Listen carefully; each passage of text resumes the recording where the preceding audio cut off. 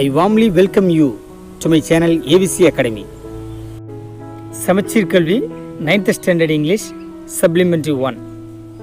In this video, we are going to see the second part of the story, The Envious Neighbor. It is a Japanese folk tale. Folk tale means a story circulated by word of mouth among the common people. Remembering the previous class. In the previous class, we have seen the first 6 paragraphs of the story. In the story, a good old couple brought up a dog and it found a treasure in their garden. And the evil couple saw that and they wanted to keep the dog. And they compelled the dog to find out any treasure in their garden. It found nothing but a decomposed dead animal. And so the evil couple got angry and they killed the dog. In the next day, the dog appeared in the dream of good old man and told that to cut down the pine tree where he buried and make it a machine mortar. And also the dog told the old man to treat that powder as the dog himself. Let us move to the 7th paragraph of the story. The old man did as the dog had told him to do and made a mortar out of the wood of the pine tree. But when he ground his rice in it, each grain of rice turned into some rich treasure. When the wicked old couple saw this, they came to borrow the mortar. But no sooner did they try to use it, all their rice turned into filth. So, in a fit of rage, they broke the mortar and burned it. But the good old man, little suspecting this, his precious mortar had been broken and burnt, wondered why his neighbors did not bring it back to him. The explanation of the 7th paragraph. The old man made the mortar with the wood of the pine tree. When he started using the mortar to ground some rice, each grain of rice turned into some treasure. Once again, the evil old couple saw the treasure and in greed borrowed the mortar. They tried to use the mortar to convert grains of rice to treasure, but they got only dust from it. They got enraged and burnt the mortar. The good old man was wondering why the evil old couple had not returned the mortar. Let us move to the 8th paragraph of the story.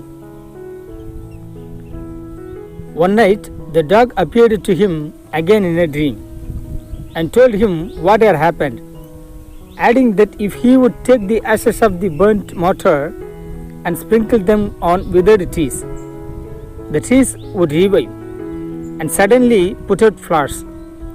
After saying this, the dream vanished, and the old man, who heard for the first time of the loss of his mortar, ran out weeping to the neighbors' house and begged them at any rate to give him back the ashes of his treasure. The explanation of the 8th paragraph. Some days later, the dog appeared in good old man's dream and told him what had happened to the mortar.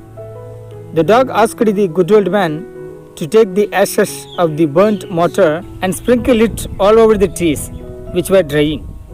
The dog added that if he sprinkles the ashes on the dead trees, they will start blooming with flowers. The old man, who heard about what had happened to the mortar, felt sad.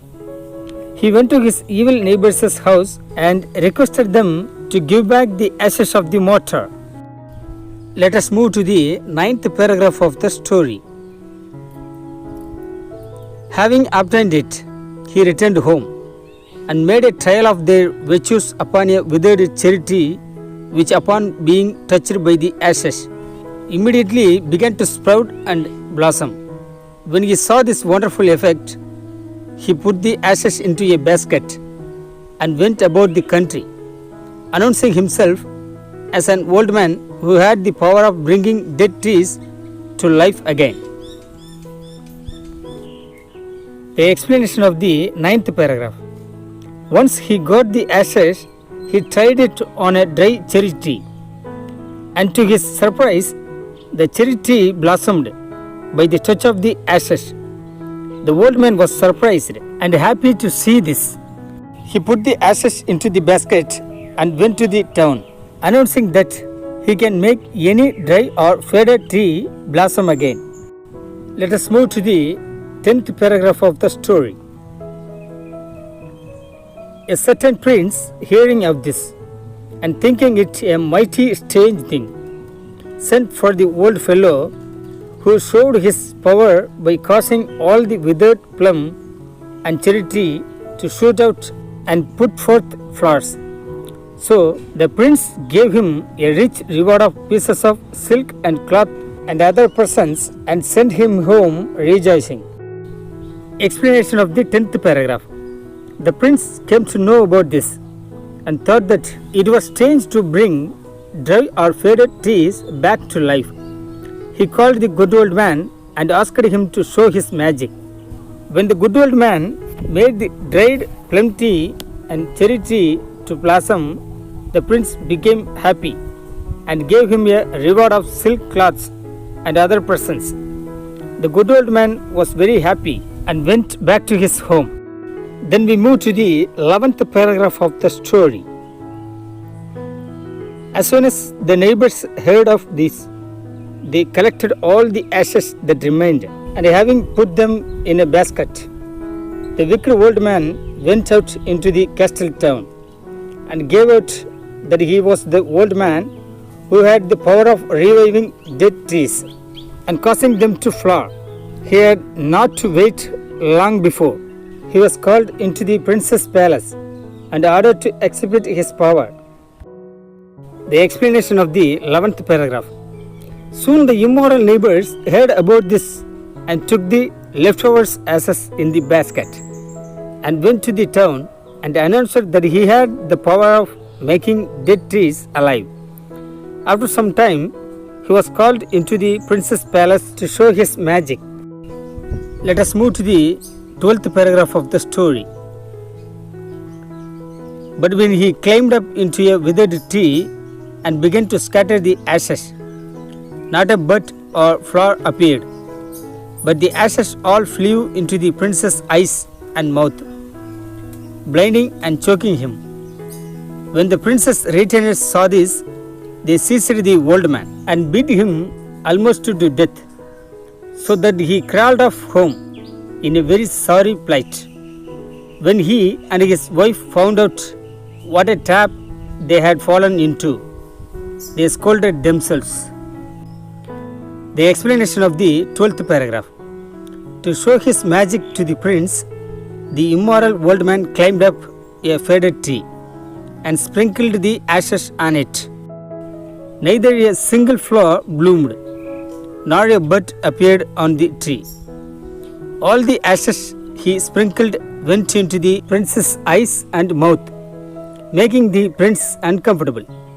The prince's servants thrashed him black and blue. The immoral old man had crawled to his hometown, disappointed. The immoral couple felt bad and thought that they should not have done this. Let us move to the 13th paragraph of the story. The good old man and woman, as soon as they heard of their neighbors' distress, sent for them, and after reproving them for their greed and cruelty, gave them a share of their own riches, which, by repeated strokes of luck, had now increased to a goodly sum. So the wicked old people mended their ways and led good and virtuous lives ever after. The explanation of the 13th paragraph.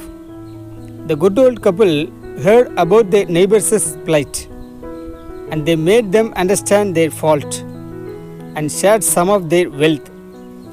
So the evil old couple led a good life after that. Then we move to the recap of the story. Through this story, we could understand that the character differentiation between the good old couple and the bad old couple. And also, we can understand that we should not be a greedy. That kind of mindset may fall on us anytime. So, we have to live our life with honest. And also, through this story, we can understand that our character and behavior should be moral. Okay, students, today we have seen an interesting story with the end title of The Envious Neighbor. Thanks for watching.